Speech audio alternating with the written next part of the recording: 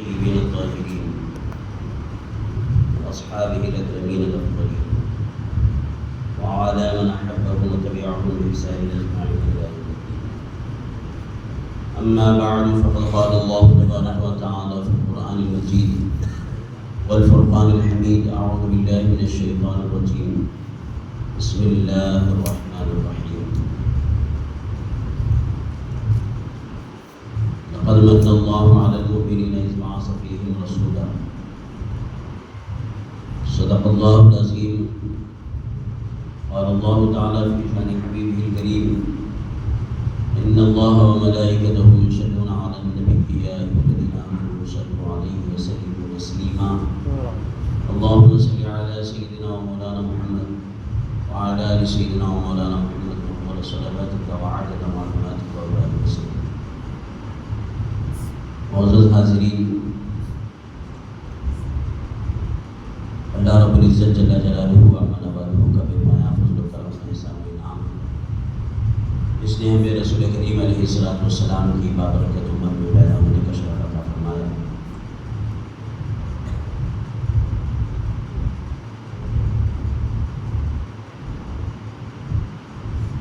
آج 6 ربیع النور ہے، 12 ربیع النور ہے۔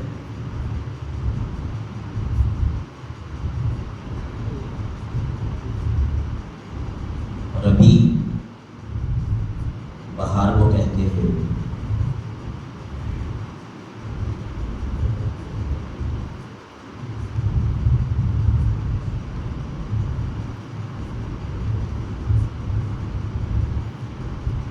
اس ماہ ربیع النور کی 12 تاریخ کو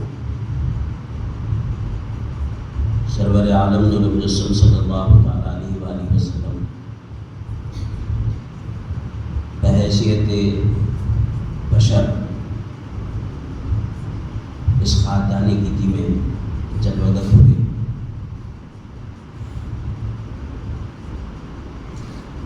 آپ کی جلوگری اتنی عظیم و شان ہے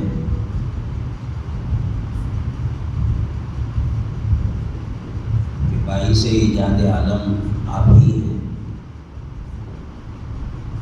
باعث تخلیق کون و مکان آپ صلی اللہ علیہ وسلم کی ذات گرامی ہے۔ آپ نہ ہوتے تو کچھ نہ ہوتا۔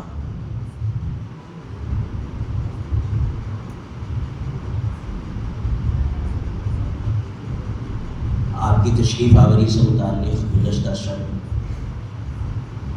تخلیق نور محمدی صلی اللہ علیہ وسلم کے حوالے سے تفصیلی گفتگو رہی۔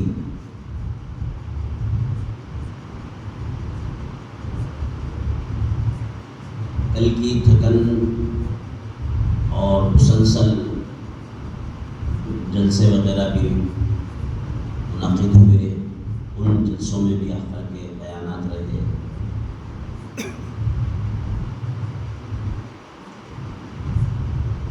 پھر 3:30 بجے سے نماز فجر تک اور بعد نماز فجر بھی دیر گئے تک مصروفیت رہی، جس کے باعث آج کے موضوع کے لیے، اب اس وقت کے موضوع کے لیے کوئی خاص موضوع منتخب نہیں کیا جا سکا۔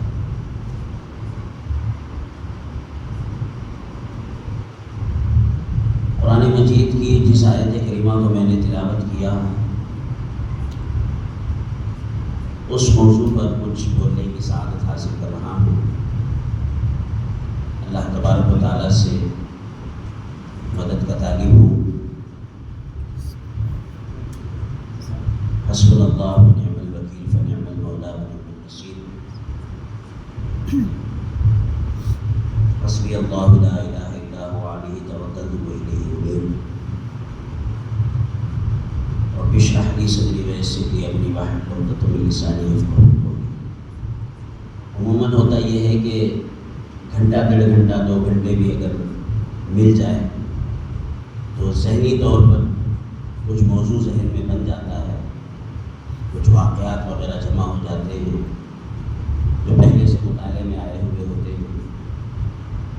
ترتیب بن جاتی ہے، لیکن صبح استراحت کے بعد 12 بجے نیند نشار ہوگی، پھر فور تیاری کر کے آپ کی خدمت میں حاضر ہو گیا ہوں۔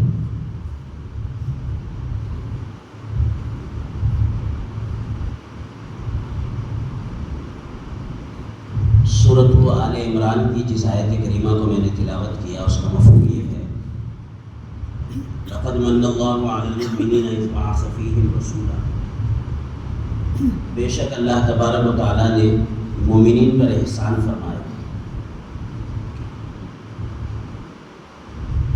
کب احسان فرمایا؟ جبکہ اس نے انہی میں سے ایک رسول کو مبعوث فرمایا۔ اب اس آیت کریمہ کے تحت بہت سے نکات ہیں۔ پہلا نقطہ تو یہ ہے کہ خالق کائنات جو بندوں پر احسانات فرمائے ہیں ان گنت ہے،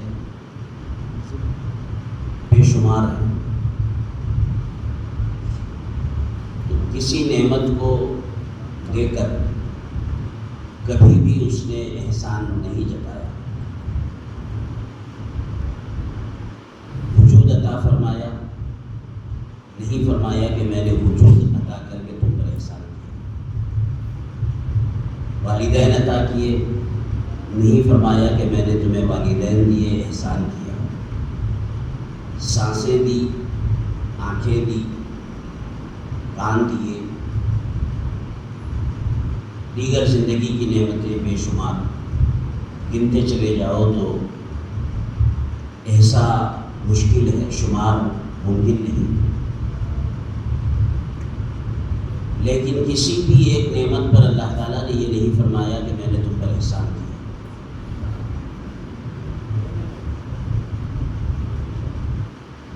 یہ تو فرمایا کہ اے گروہ جن و انس، تم اللہ تعالیٰ کی کن کن نعمتوں کو شکراؤ گے۔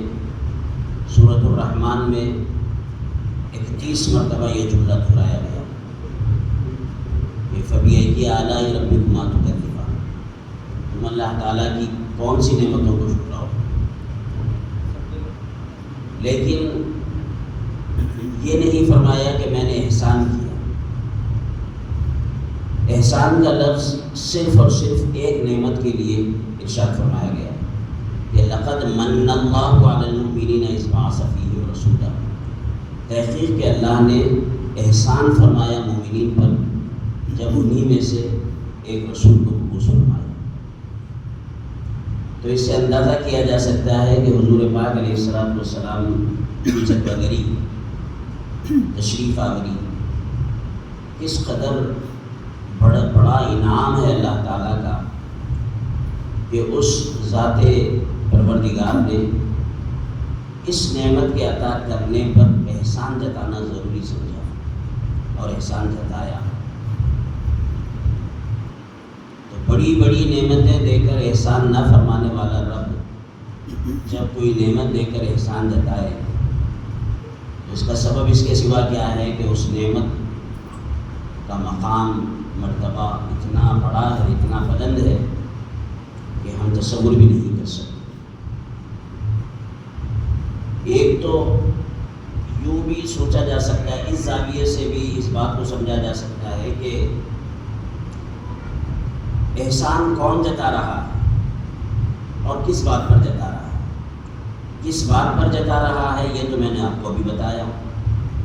کون جتا رہا ہے اس پہلو سے بھی سوچنا چاہیے کہ اگر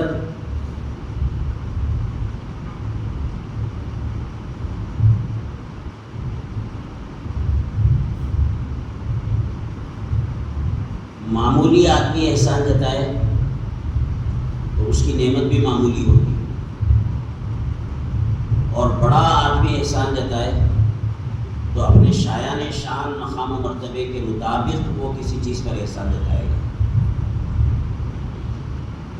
فقیر کا احسان جتانا الگ چیز ہے، بادشاہ کا احسان جتانا الگ چیز ہے۔ اور جو نعمت میں جو چیز دی گئی ہے اس حوالے سے بھی احسان جتانے کا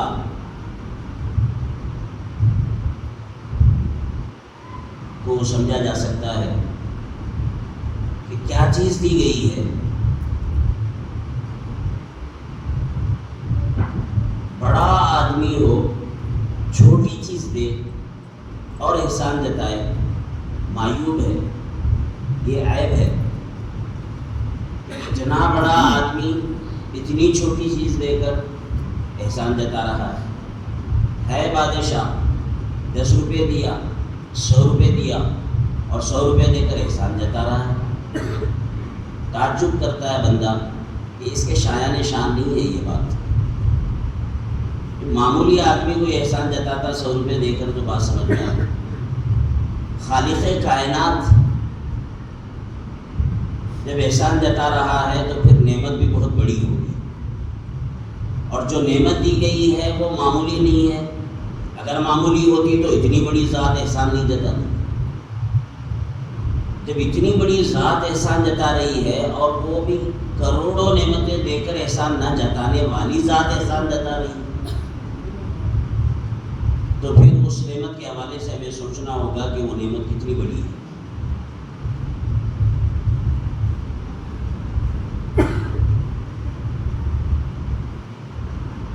اور تیسرا اینگل یہ ہے اس کو سمجھنے کا، اس میں حضور پاک علیہ الصلوۃ والسلام کے تصرفات، اختیارات کی طرف بھی اشارہ ہے. جعلی نوٹ دے کر اگر کوئی احسان جتائے تو ہے بھی بڑا بادشاہ، اور جو نعمت دی ہے وہ کسی کام کی نہیں. بازار میں چلی ہی وہ سکہ، وہ نوٹ بازار میں چلتا ہی نہیں. اور معیوب بات ہے کہ اتنی بڑی ہستی جعلی نوٹ دے کر احسان جتا رہا ہے.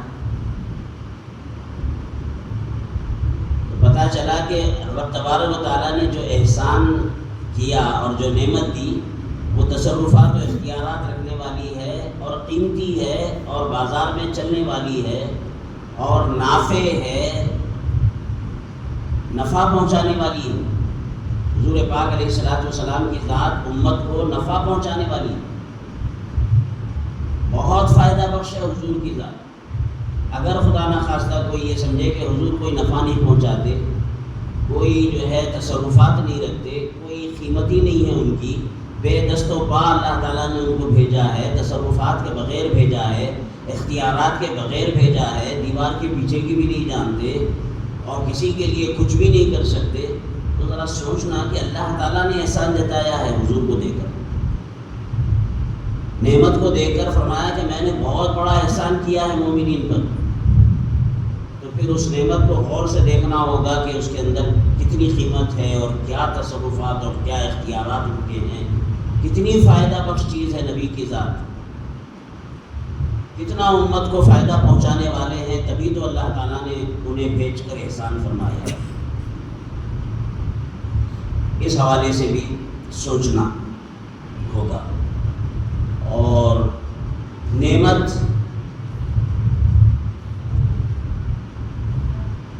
آنکھ نعمت ہے. ایک حدیث پاک مجھے یاد آ رہی ہے، حضرت جبرائیل امین حضور علیہ الصلوۃ والسلام کی بارگاہ میں حاضر ہوئی.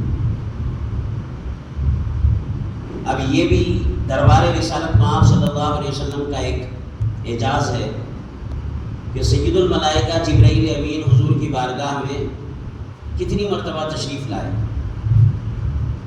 جبرائیل حاضر ہوئے، اس سے ایک بات ذہن میں آئی نکتہ.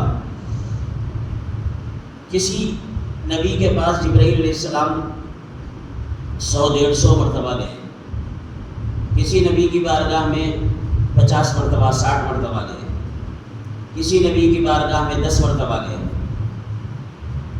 عدد مقرر ہے، معین ہے. اہل سیر نے کاؤنٹ کر کے بتایا کہ جبرائیل علیہ السلام کس نبی کی بارگاہ میں کتنی مرتبہ گئے ہیں. زیادہ سے زیادہ کسی نبی کے پاس 1 مرتبہ تشریف لے گئے، لیکن حضور علیہ الصلوۃ والسلام کی 23 سالہ حیات طیبہ میں، پوری 63 سالہ زندگی میں نہیں، ابتدائی 40 سال تو بعثت کے نہیں تھے، اعلان نبوت نہیں فرمایا تھا، تو جبرائیل علیہ السلام کے آنے کا، وحی لانے کا تو خیال بھی نہیں ہو سکتا۔ وہ آتے ہی اس وقت ہے جب اللہ کا کلام لاتے ہیں، اور اللہ کا کلام لانے کا مطلب یہ کہ اعلان نبوت کا حکم ہو رہا ہے۔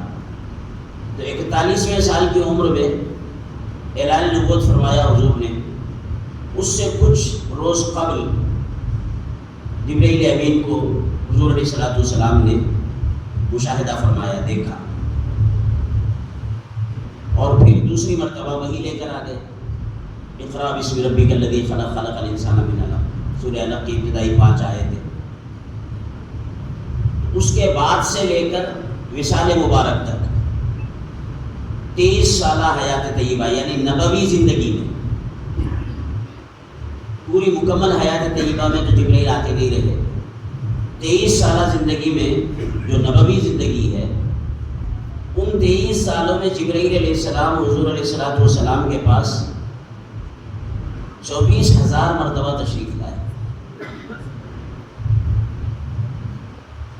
تو 23 سال اور 24,000 ان دونوں میں موازنہ کریں تو علماء نے بتایا کہ یومیہ 3 مرتبہ جبرائیل امین کا حضور کی بارگاہ میں آنا ثابت ہوتا ہے۔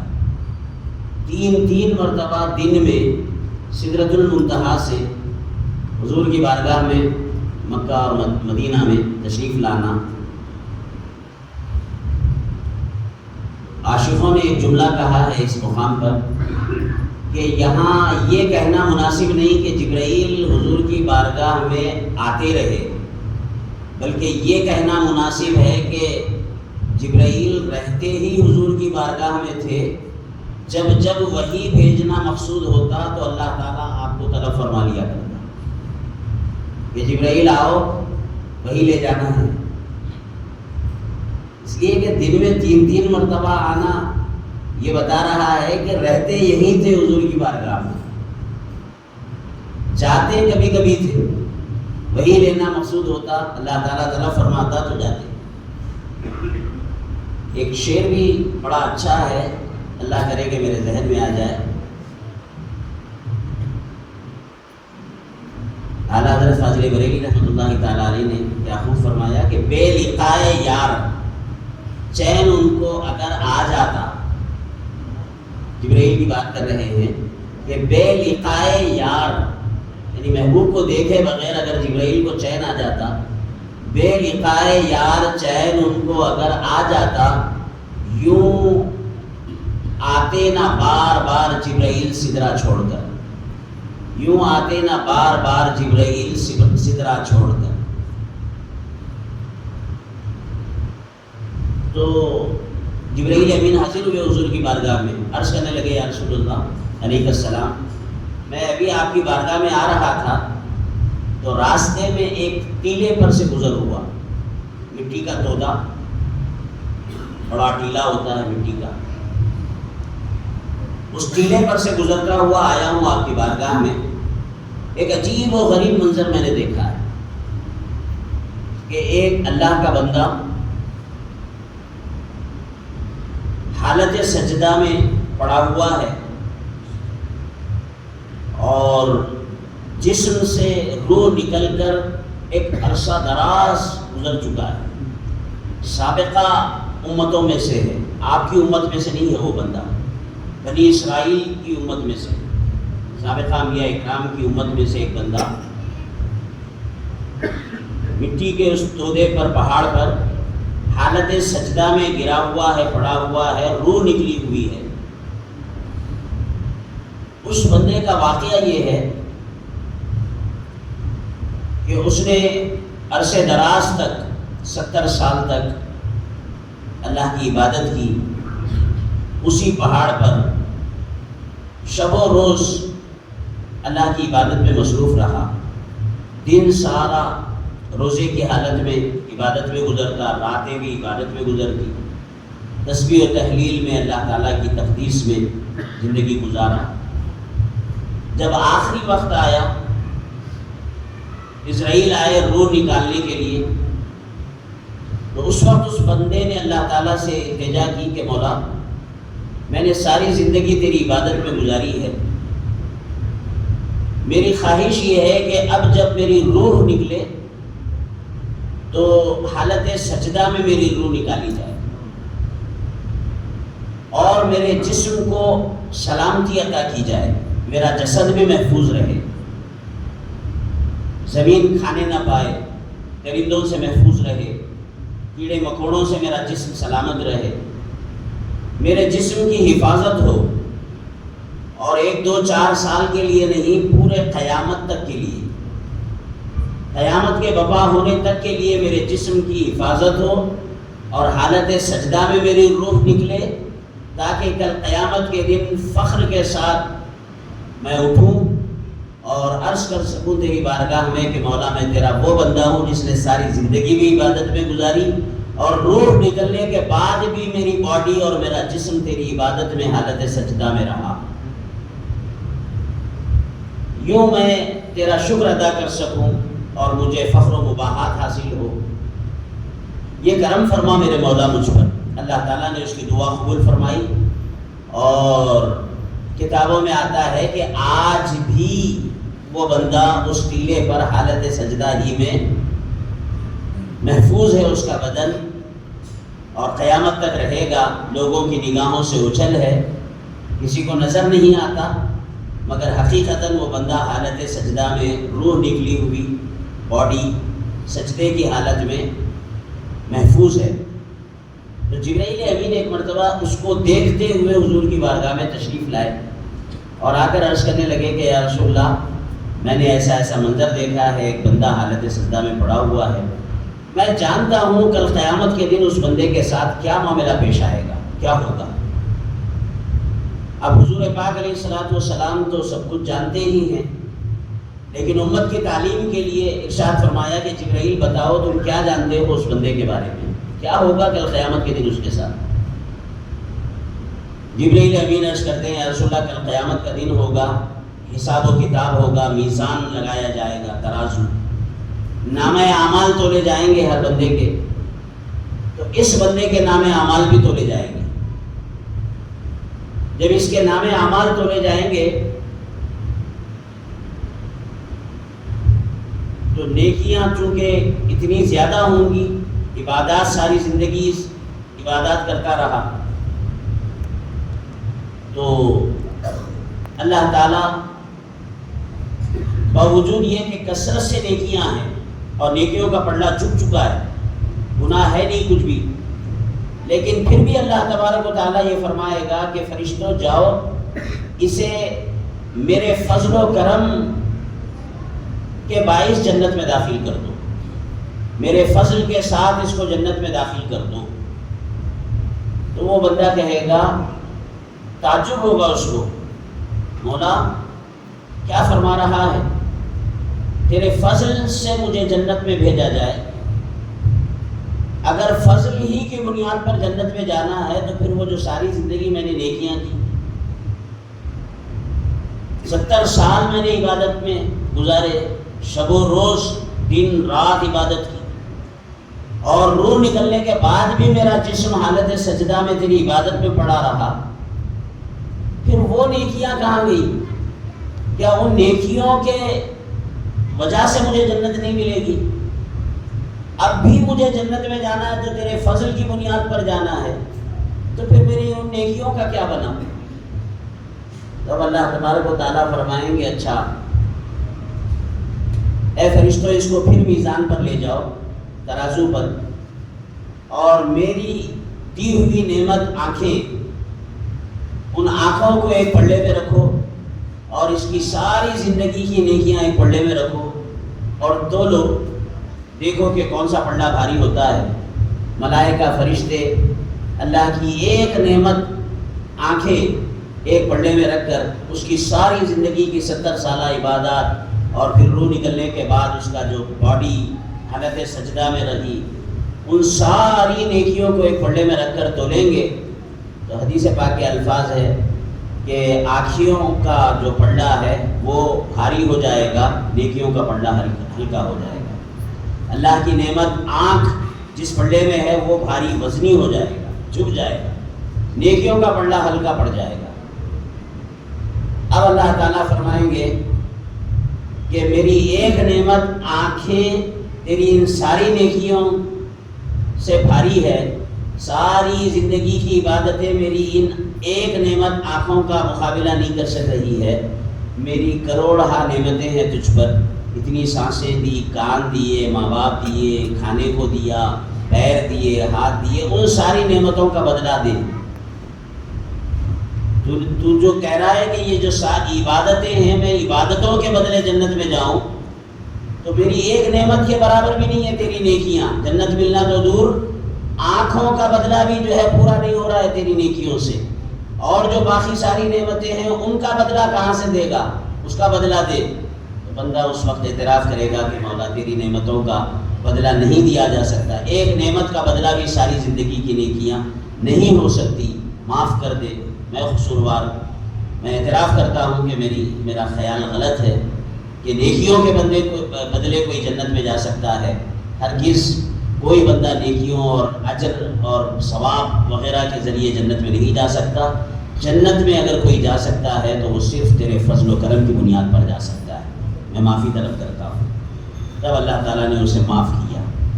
تو آپ نے اس پورے واقعے میں حدیث پاک میں جو آیا، اس سے اندازہ کیا کہ ایک آنکھ کی نعمت اتنی بڑی ہے کہ اس کا بدلہ نہیں چکایا جا سکتا ساری زندگی نیکیاں کر کے۔ تو اللہ تعالیٰ کہ ایسے کتنے احسانات ہم پر ہیں، ان کا بدلہ کیسے چکائیں گے؟ مگر اللہ تعالیٰ نے کبھی کسی نعمت پر احسان نہیں جتایا کہ میں نے یہ دے کر تجھ پہ احسان کیا۔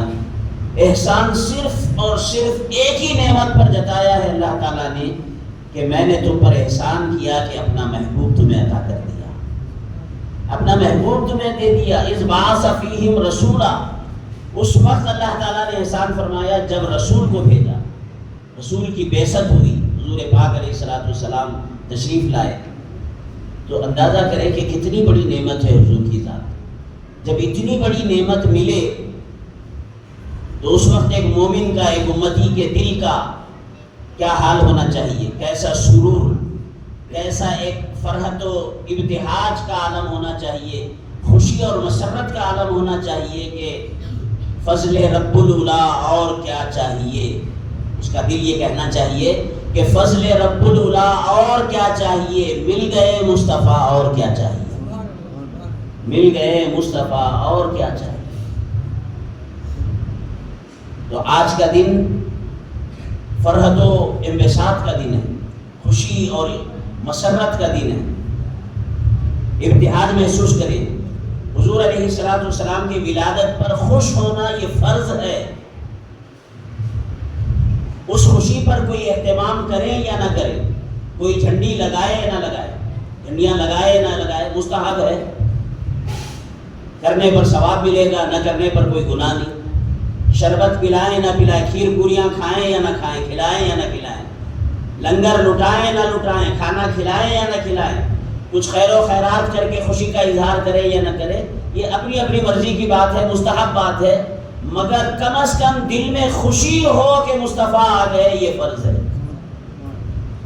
اب اگر کسی کے دل میں اتنا بھی نہیں ہوتا ہے اور ناراضگی ہے اور کڑن ہے اور ایک پسمردگی کا چہرہ لے کے پھر رہا ہے، ایک ناراضگی کی کیفیت ہے، تو اب وہ تو جو ہے اس لیے کہ اور کس چیز پر خوشی کرے گا، کون سی نعمت ہے جس پر جو ہے خوشی اور انبساط کا اظہار ہوگا۔ حضور پاک علیہ السلام کی تشریف آوری سے بڑھ کر اور کون سی نعمت؟ اللہ تعالیٰ نے تو قرآن مجید میں فرمایا وَذَكِّرْهُمْ بِأَيَّامِ اللَّهِ، لوگوں کو اللہ کے دن یاد دلاؤ۔ اے موسیٰ، بنی اسرائیل کو میرے دن یاد دلاؤ، میں نے جن دنوں میں ان پر نعمتیں کی ہے، احسان کیے ہیں، وہ دن ان کو یاد دلاؤ۔ تو سارے ہی دن اللہ کے ہیں، مگر اللہ تعالیٰ فرما رہا ہے کچھ میرے دن ہیں۔ وَذَكِّرْهُمْ بِأَيَّامِ اللَّهِ، لوگوں کو اللہ کے دن یاد دلاؤ۔ مولا کون سے دن یاد دلائیں؟ سارے ہی دن تیرے، سارے دنوں کا تو ہی خالق ہے، تو گویا فرمانا چاہتا ہے کہ میں نے جب جب تم پر کوئی احسان کیا، نعمتیں دی، یہ جو دریائے خلزم سے تمہیں پار نکالا، فرعون کے پنجے استبداد سے نجات عطا کی، ظلم و ستم سے رہائی دی، فرعون کے ظلم و ستم سے تمہیں بچا کر دریا سے پار نکالا، جس دن یہ کام ہوا اس دن میں نے تم پر بڑا احسان کیا، وہ دن یاد کرو جب میں نے تمہیں من و سلوہ دیا، کھانے کے لیے میدان تیہ میں بھٹک رہے تھے، کھانے کے لیے کچھ نہ تھا، من و سلوہ اتار کر تمہاری بھوک مٹائی، اس دن کو یاد کرو جب میں نے توریت عطا کی، نعمت کا دن تھا، اس دن کو یاد کرو۔ تو جب جب میں نے تم پر نعمتیں کی ہے وہ دن میرے ہیں، ان دنوں کو یاد دلاؤ، اللہ کے نبی کو حکم ہو رہا ہے۔ تو کہاں من و سلوہ اترنے کا دن، کہاں جو ہے دریا سے پار نکلنے کا دن، اور کہاں امام الانبیاء والرسول حضور پاک علیہ السلام کی ولادت کا دن، کتنی بڑی نعمت کا دن، عید کا دن، عید الاعیاد ہم اس کو کہتے ہیں۔ لوگ شکایت کرتے ہیں کہ بھئی عید کہاں سے لائے، شریعت میں تو 2 عیدیں ہیں۔ یہ سب نافہمی کی باتیں ہیں، بے عقلی کی باتیں ہیں۔ شریعت میں صرف 2 عیدیں نہیں ہیں، کاؤنٹ کرو اگر تو 60 سے زیادہ عیدیں ہیں۔ ہر مہینے میں 4 عیدیں جمعہ کی صورت میں ہم عید کے طور پر مناتے ہیں۔ جمعہ سید الایام ہے اور عید کا دن ہے، تو سال بھر میں کتنے جمعہ ہوتے ہیں وہ سارے عید کے دن ہیں، اور بھی عید کے دن ہیں۔ عید کہتے ہیں لوٹ کر آنے والی چیز کو، کوئی چیز پلٹ کر آئے تو اس پر خوشی اور مسرت کا اظہار ہو، عید کہلاتا ہے، خوشی کو عید کہتے ہیں۔ تو جمعہ کا دن عید ہے مستقل طور پر حکماً۔ عید الاضحیٰ اور عید الفطر سے بھی بڑھ کر فضیلت کا دن ہے جمعہ کا دن۔ آپ کو معلوم ہونا چاہیے کہ عید الفطر کی وہ فضیلت نہیں جو جمعہ کے دن کی فضیلت ہے، آج کے دن کی فضیلت۔ عید الاضحیٰ بھی وہ درجہ نہیں رکھتا بن عید الاضحیٰ کا جو جمعہ کے دن کو فضیلت حاصل ہے۔ اسی لیے جمعہ کے عیدوں کا خطبہ مسنون ہے، مگر جمعہ کے دن کا خطبہ واجب ہے، نماز فرض ہے، وہ عید کی نماز واجب ہے، کہ جمعہ کی نماز فرض ہے، اس کا خطبہ واجب ہے، کیوں؟ اس لیے کہ عیدین عید الفطر اور عید الاضحیٰ سے بڑا مقام ہے جمعہ کا، فضیلت میں جمعہ زیادہ اونچا ہے عید الفطر اور عید الاضحیٰ سے۔ تو وہ جمعہ عید کا دن ہے۔ الجمعہ عید المومنین، جمعہ مومنین کے عید کے لیے عید کا دن ہے۔ تو یہ شبہ اور اعتراض نکال دو ذہنوں سے کہ عیدیں صرف 2 ہیں، یہ عید کہاں سے لائے۔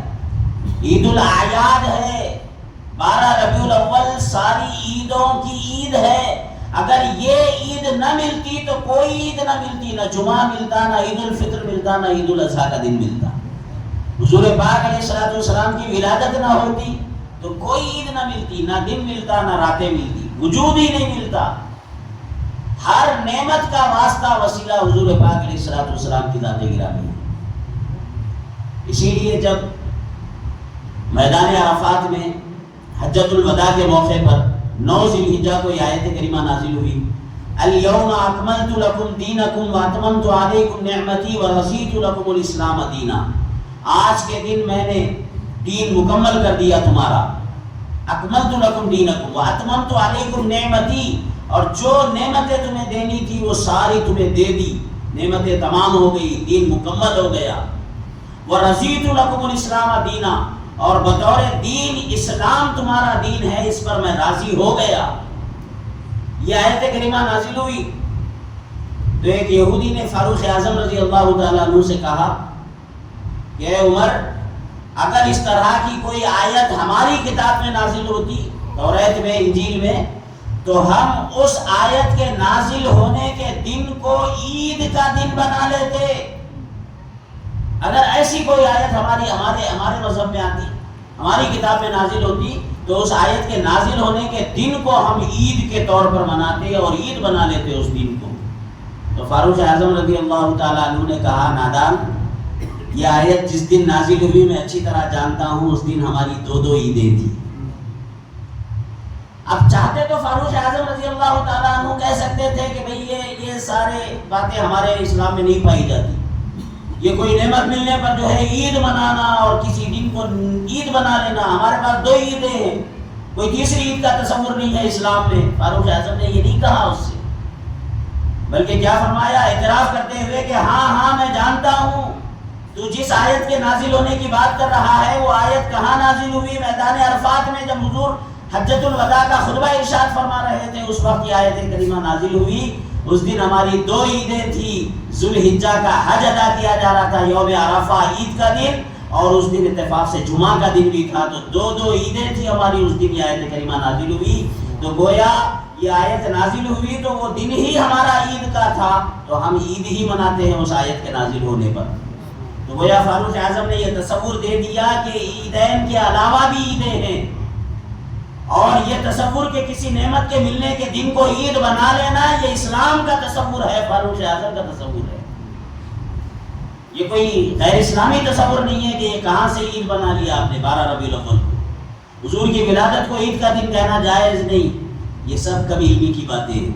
فاروق اعظم رضی اللہ تعالیٰ عنہ کہتے ہیں کہ ہاں عید کا دن تھا، اور قرآن مجید میں آپ جانتے ہیں کہ عیسیٰ علیہ السلام دعا کرتے ہیں، ربنا انزل علینا مائدۃ من السماء تکون لنا عیدا لاولنا وآخرنا، اے اللہ آسمان سے ہم پر دسترخوان اتار، کھانے کے لیے غذا بھیج، آسمانی دسترخوان نازل ہو ہمارے لیے، تاکہ ہم اس دن کو عید کا دن بنا لیں، تکون لنا عیدا لاولنا وآخرنا، تاکہ وہ دن جب آسمان سے دسترخوان نازل ہو اور ہمارے لیے معجزانہ طور پر کھانے کے لیے کچھ چیزیں آسمان سے اگر اتارے تو تاکہ میری نبوت کا پتہ بھی چل جائے، دلیل بن جائے لوگوں کے لیے کہ واقعی عیسیٰ اللہ کے نبی ہے، کہ ان کی دعا پر اللہ نے آسمان سے دسترخوان نازل فرمایا، تو بطور معجزہ کہ میری دلیل نبوت بھی بن جائے، اور اس دسترخوان کے اترنے کے دن کو ہمارے اگلے اور ہمارے پچھلے عید کا دن بنا لے،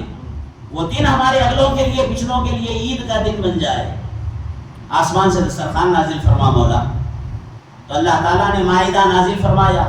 مائدہ دسترخوان کو کہتے ہیں، کچھ جنتی غذائیں تھیں بطور معجزہ عیسیٰ علیہ السلام کی نبوت کی دلیل کے طور پر اللہ تعالیٰ نے آسمان سے دسترخوان نازل فرمایا، اور عیسائیوں نے اس دن کو عید کا دن بنا لیا۔ تو کہاں کچھ کھانے پینے اور بھوک مٹانے کی چیزوں کا دسترخوان نازل ہو تو عیسیٰ علیہ السلام اور ان کی امت اس دن کو عید کا دن بنا لے، اور کہاں ساری نعمتوں اور ساری انسانیت کی جان محمد مصطفیٰ صلی اللہ علیہ وسلم دنیا میں تشریف لائے اور ہم اس کو عید کا دن نہ بنائیں۔ اتنے افسوس کی بات ہوگی۔ یہ سابقہ امت ہے تو ایک کھانا مادی غذا نازل ہو، اگر دسترخوان نازل ہو تو اس دن کو جو ہے عید کا دن بنا لے، اور ہم ساری نعمتوں کی جان حضور پاک علیہ الصلوۃ والسلام دنیا میں تشریف لائے اور عید کا دن نہ بنائیں۔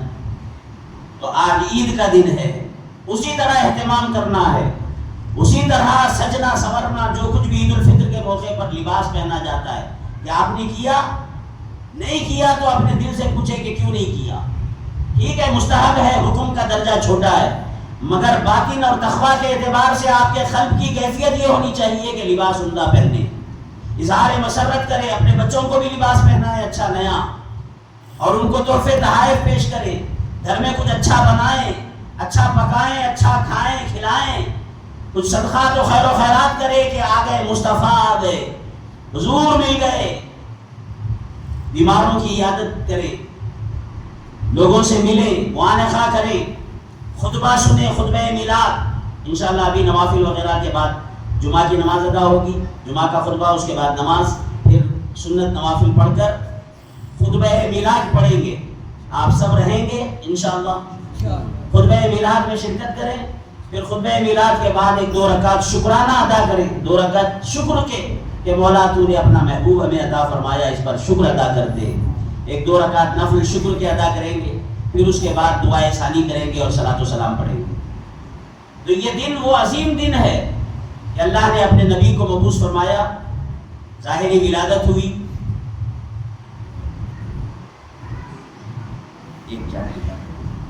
اس نبی صلی اللہ علیہ وآلہ وسلم کے حقوق ہیں، اعجازی ولادت کی اعجازی شانیں گزشتہ شب رات میں نے بتا دی، تفصیلی خطاب رہا، 2 گھنٹوں کا بیان رہا۔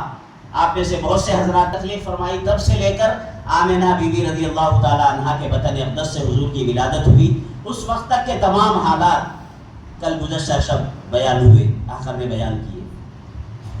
تو آج کے لیے تو کوئی موضوع تھا نہیں، میں نے چند باتیں بتا دی۔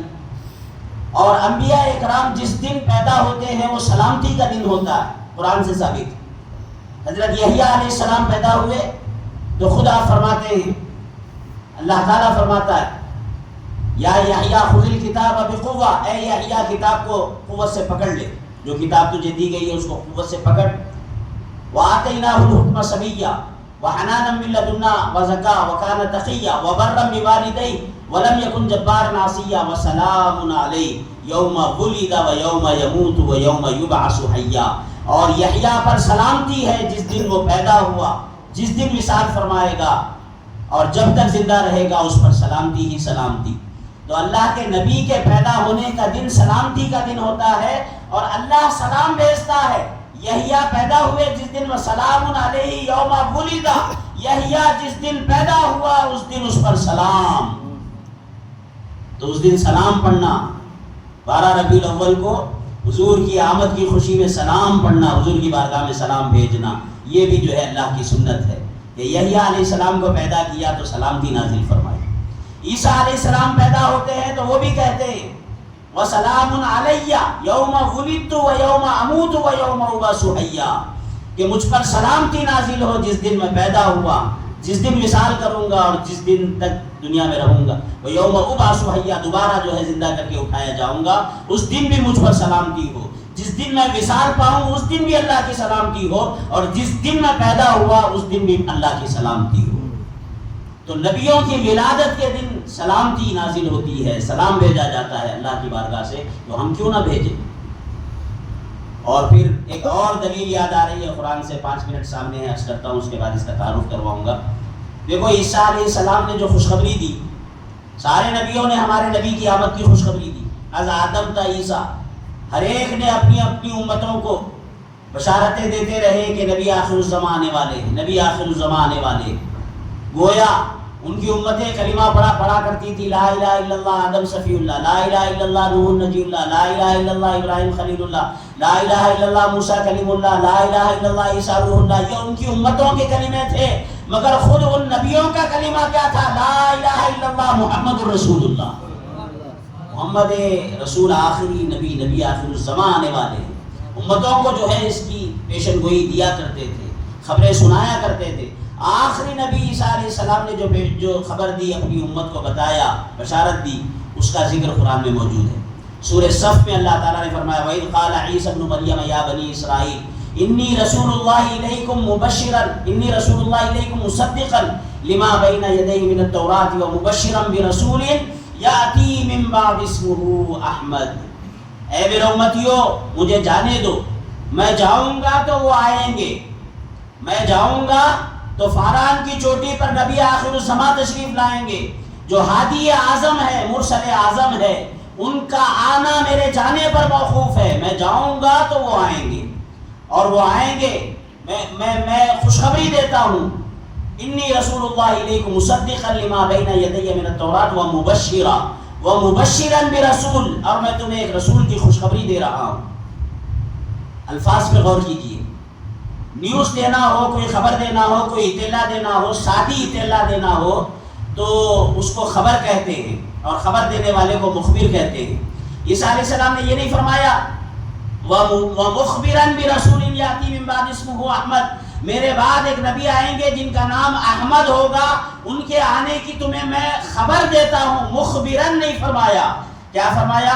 وَمُبَشِّرًا، میں تمہیں بشارت دیتا ہوں۔ تو بشارت ایسی نیوز کو، ایسی خبر کو کہتے ہیں جس خبر کے اندر خوشی بھی ہو، جس خبر میں خوشی بھی شامل ہو اس کو بشارت کہتے ہیں، جس خبر میں کوئی خوشی شامل نہ ہو اس کو صرف خبر کہتے ہیں۔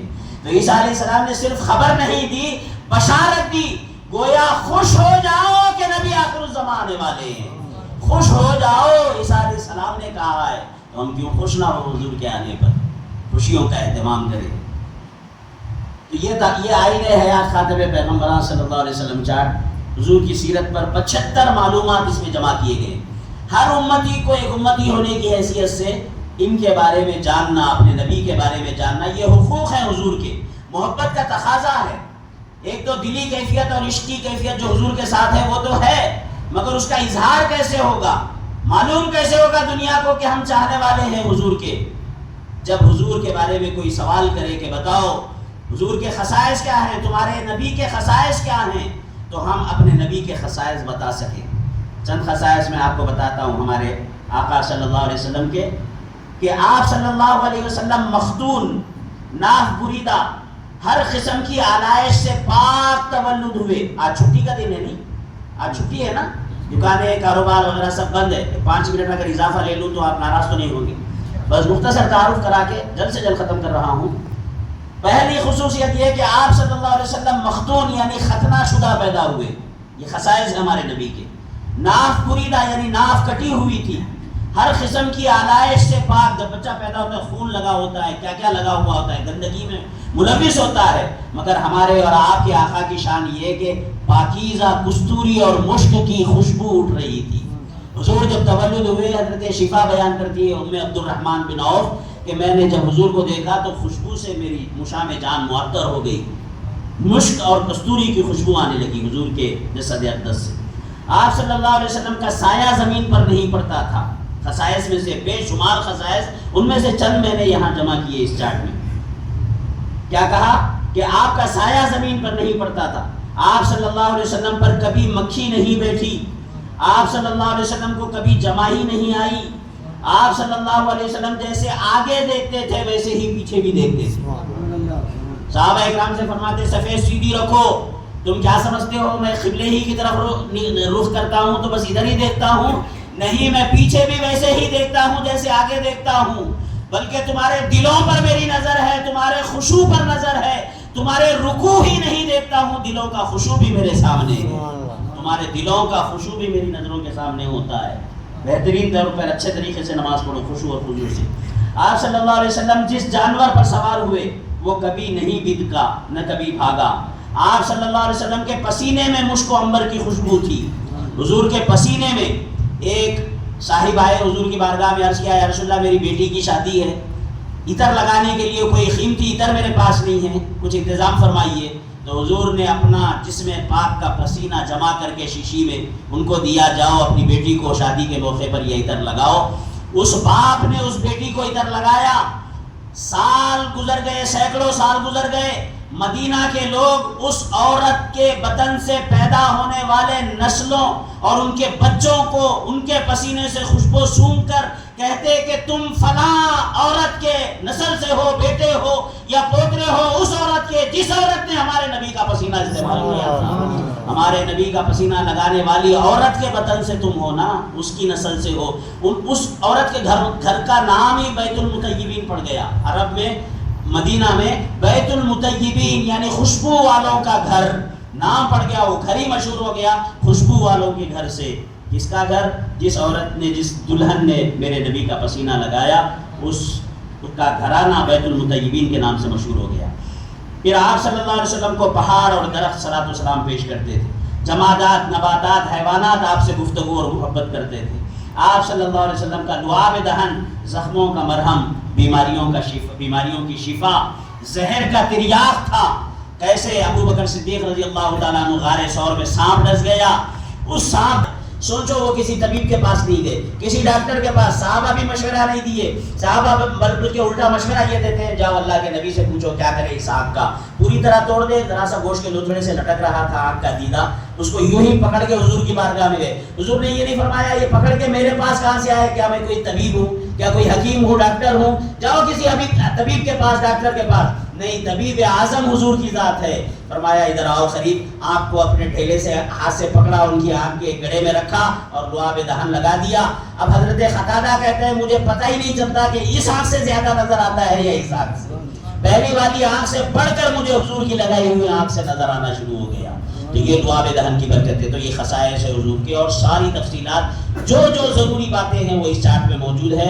ضرور آپ اس کو حاصل کریں، جاتے ہوئے لے جائیں. میلاد کا تحفہ اپنے رشتہ داروں کو، اعزاء اقارب کو جن تک نہیں پہنچا، اس سے کمانے کا میرا کوئی ارادہ نہیں. اس کے بعد ایک کتاب ہے 3 جلدوں میں، اس کو شائع کرنا ہے. جو کچھ بھی اس سے مجھے رقم آئے گی اس سے وہ کتابیں شائع کرنا ہے. بس مقصد یہ ہے، درد یہ ہے کہ امت تک یہ باتیں پہنچے.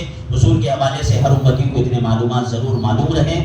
تو اس کے لیے آپ رشتہ داروں تک پہنچائیں، عصری مدارس کے طلباء تک پہنچائیں. آپ خود بھی اپنی دکانوں میں رکھیں، فریم کروا کر گھروں میں لگائیں. ہو سکے تو کوئی صاحب اہل خیر مسجد میں ایک جو ہے فریم کر کے مسجد میں یہاں باہر دیوار پہ لگائیں. اس میں جو حضور کے 22 داداؤں کے نام ہے اتنے عظیم ہے کہ جس مقام پر ان 22 داداؤں کا نام رہتا ہے وہ ماحول پاکیزہ رہتا ہے. جس گھر میں رہتا ہے اس گھر کے بچے ناپاکی سے، آنکھوں کی گندگی سے اور زنا وغیرہ اور یہ عاشقی وغیرہ جو ہوتی ہے ان ساری چیزوں سے پاک رہتے ہیں، بشرطے کہ حضور کے وہ 22 داداؤں کے نام صبح و شام پڑھتے رہیں.